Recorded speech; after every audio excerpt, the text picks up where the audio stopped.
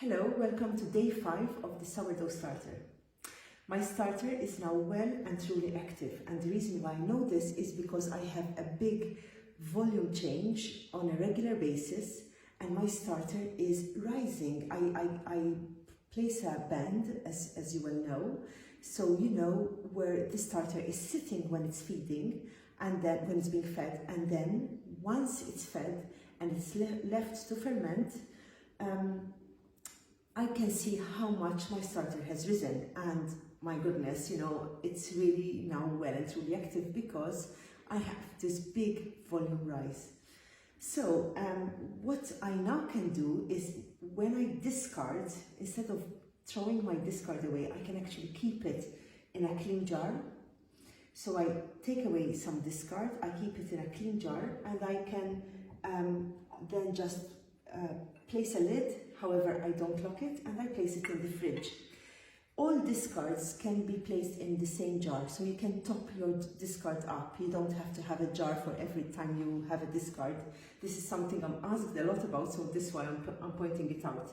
So what I'll be doing is, I'll be taking a bit of discard, placing it in this jar. I'll be doing it right now, in fact. And I'll be leaving about 100 grams on this jar, in this jar. So let me get some discard out, place it in my jar. Let me see how much I have right now. I have 115 grams. I can afford to take a little bit more. I don't need so much starter.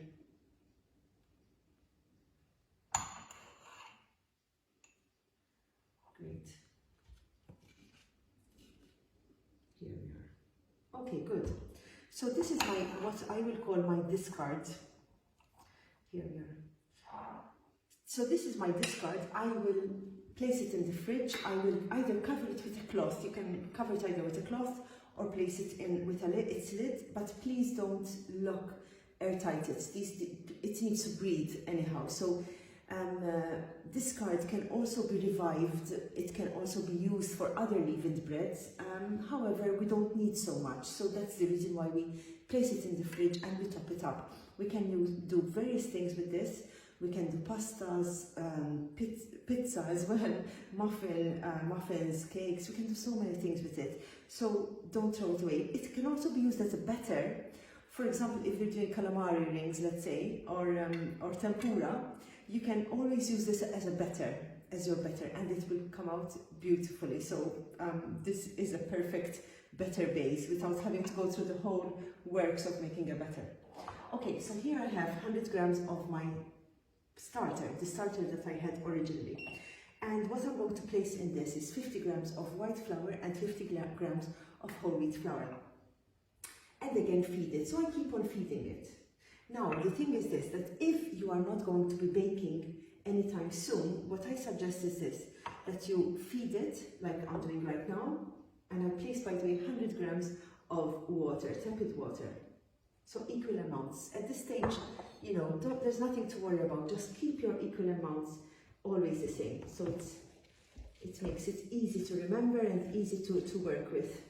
And again, I have similar texture, thick yogurt texture, kind of like a muddy, thick mud texture.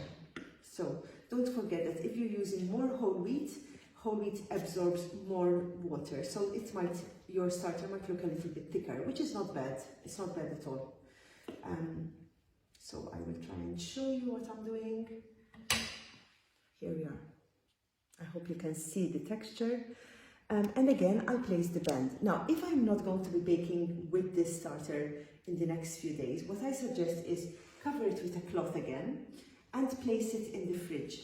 Starters can last a very long time in the fridge, so there is nothing to worry about. You've got your fed starter. It will be fermenting at a very, very, very slow rate. It will not die in the fridge. It stays alive, but it stays fermenting at an extremely slow rate. So there's nothing to worry about. So from now on, what you need to do is this, discard and feed this just to keep it alive.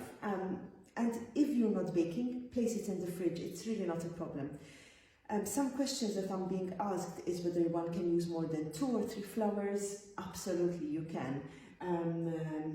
you know, check your flours. What type of flours are you using? I think it's quite important to start learning a little bit more about the grains that we are using. The other thing I need to talk about a little bit is the smell. This starter will have sometimes an acidic smell. Mine has more like a yeasty smell, and it will change. The smell changes according to time and according to its fermentation. So sometimes, let's say we forget to feed it and it's out on our kitchen counter, it will smell really putrid. It's really not a nice smell at all.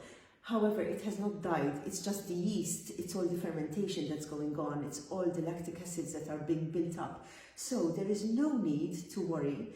The starter will smell at times. In the beginning, you might notice actually quite a bad smell coming out of it. It's the yeasty smell, acidic smell. There's nothing to worry about in terms of it's not dead, it's not bad, it hasn't turned bad. It's just basically the fermentation doing its job.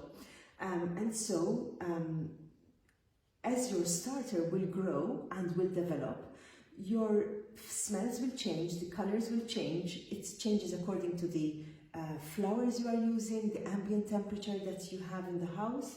So there's a lot of factors that affect this little thing here. So it is kind of interesting, you know, that it changes its character. In the same way we grow, we change our character, we change our persona, perhaps personality. Everything changes as we grow. We don't stay exactly the same. Our starters also change. And so according to what it's living in, the ambient temperature it's staying at, and what we are feeding it, it changes. So this is what you have to keep in mind. So my starter is well and truly ready now. This is, I will be using it for baking.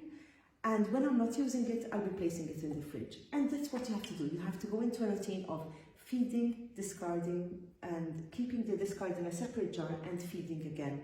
Before you bake, make sure you feed it a couple of times so that your starter is well and truly strong to be used for your bread baking.